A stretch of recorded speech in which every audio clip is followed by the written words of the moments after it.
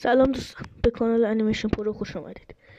امروز میخوایم یک داستان واقعی برایتان تعریف کنیم. اسم داستان هست ماشین زمان من. سال 1998 نیویورک.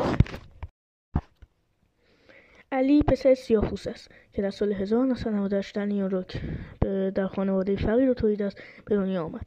او در 6 سالگی یعنی 2004 پدرش را در سانحه‌ای از دست داد. وقتی پدرش فوت کرد، علی مجبور شد مدرسه را رها کند و با کمک مادرش هزینه زندگی را تأمین کند. 6 سال از فوت پدر علی می‌گذرد. علی الان 12 سالش است و هنوز دارد کار می‌کند و خرج خانواده را در می‌آورد. او تو این 6 سال همه کاری کرده است، از جمله گدایی، کارگری، نجاری و غیره. او الان زمین کافه دو دوست را طی می‌زند. روزی در کافه پسری را می‌بیند که دارد کتاب ریاضی در دستش است و دارد مسئله سختی را حل می‌کند. علی با یک نگاه در او مسئله را در ذهنش حل کرد و جوابش را به پسر گفت. پسر باورش نمی‌شد و میگفت اسم تو چیست؟ علی جواب داد اسم من علی است. علی گفت این مسئله راحتی است.